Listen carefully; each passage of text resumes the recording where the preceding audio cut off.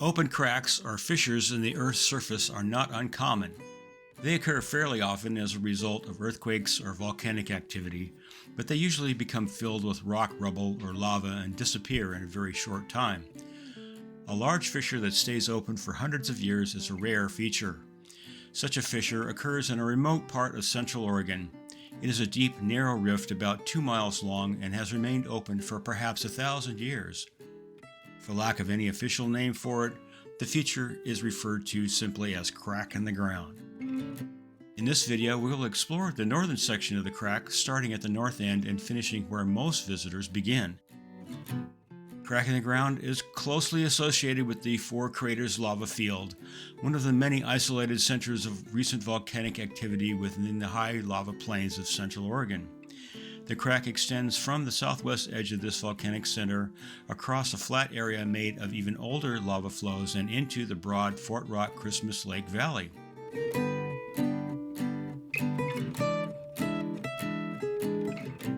Here we see lava from Four Craters, which is on our right, has flowed into the crack. This means the crack must be younger than that lava, which has been dated to about 1,400 years. In the distance, the shield volcano called Green Mountain, which erupted the lava that forms the crack itself. Green Mountain is estimated to have erupted some 75 to 100,000 years ago.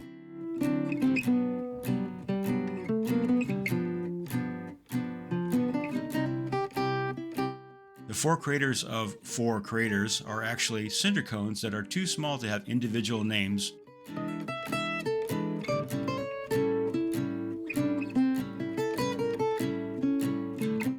But there they are.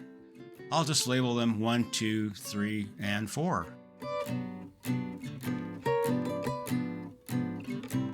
The eruptions from the Four Craters were accompanied by a slight sinking of a segment of the surface crust to the southeast. This seems to have been caused by the evacuation of lava from the lava chamber below. This shallow graben-like sink is about 2 miles wide and extends to the south into the old lake basin. In the distance, we can see Christmas Lake, which is little more than a playa and is a remnant of the ancient Fort Rock Paleo Lake that filled the basin all the way to Hager Mountain in the distance and beyond. Crack in the ground marks the western edge of this small volcano-tectonic depression and parallels a zone of weakness under the Pleistocene Green Mountain lava flows. The fracture is the result of rupture from a simple tension along the hinge line produced by the draping of the Green Mountain flows over the edge of the upper side of the concealed fault zone. The initial fracturing propagated rather quickly over its length as the central block began to sink into the graben.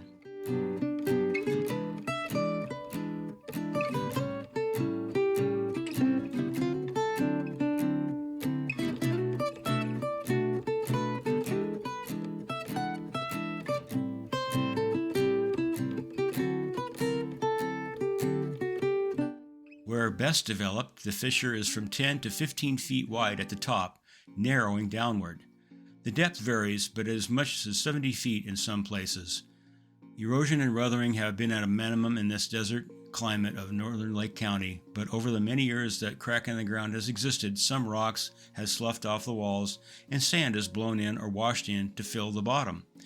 At several places, the walls have slumped, thus bridging the gap and allowing access to the deeper parts of the fissure. This section is particularly interesting to me due to the differences in the lichen growing on either side. The right wall is in the shade a lot more than the left, which is generally the case all along the crack, as you may have noticed.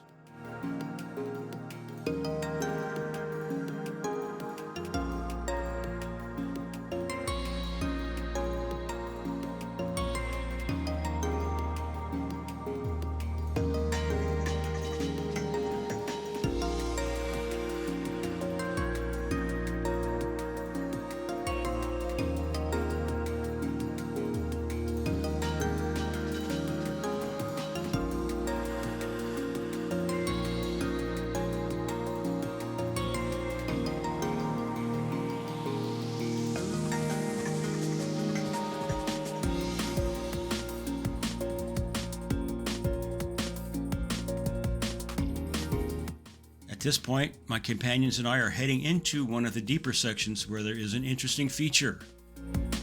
There's an opening into the wall where the colder air is being pushed out of some cavities in the rocks below.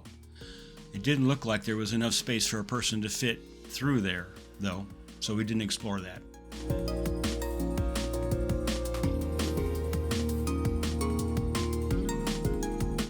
This small section has fairly well-developed soil with a community of grasses that really contrast to the sage scrubland in the surrounding area.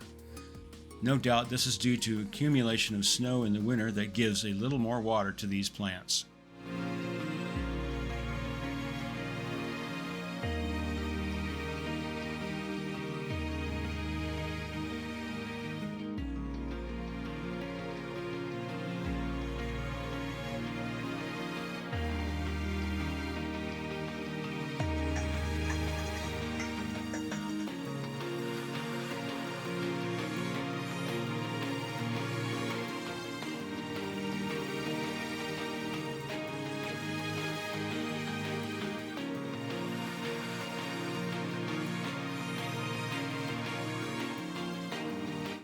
And here we see one of the narrower sections, too narrow to even possibly squeeze through.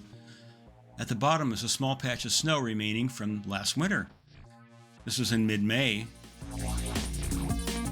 In a winter with a really heavy snowfall, there could be an icy patch down there all year long.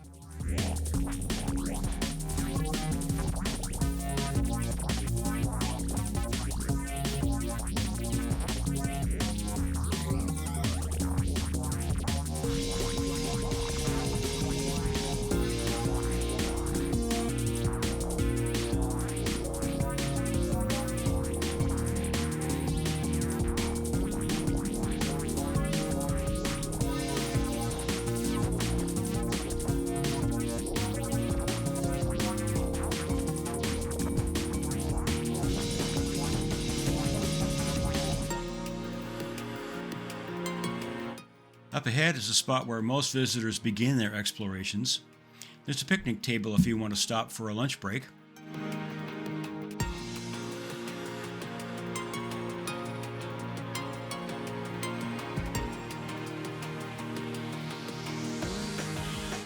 You can see there just happens to be a rock bridge made by two boulders jammed between the walls, and of course I had to fly under it. Notice the really big rocks that make up the floor of the crack here.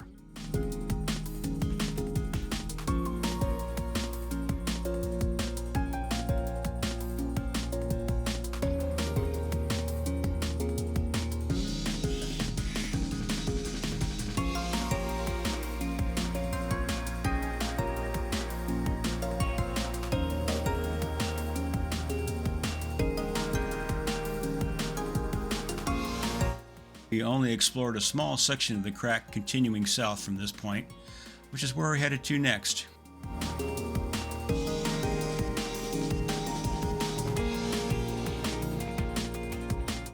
This part is more of a slot canyon and it gets really deep. There are a couple of interesting formations that seem to be flowing lava that froze in place.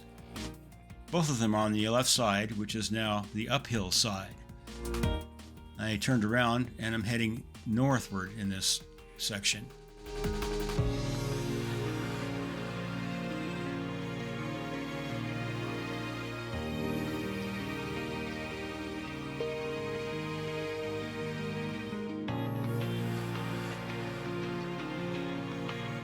Probably could have done a better job with a handheld camera, but I just had to face the challenge of flying a drone through here. Pretty tight, and the risk is pretty great because you one hit into the wall and that's the end of your flight.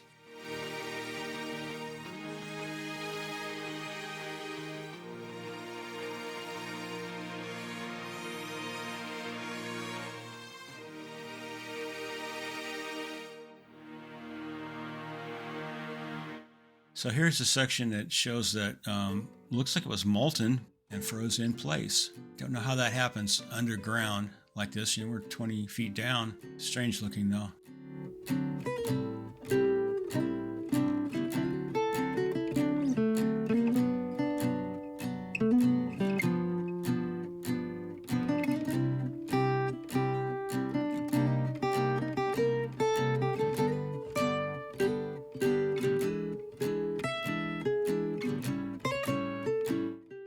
Here's another area where it looks like it just kind of burped out of there.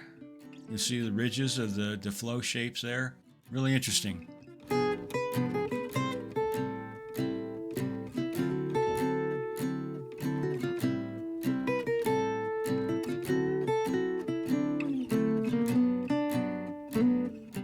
And there's a tree that's shading the picnic table, which means we are at the end of this trip. Hope you enjoyed it.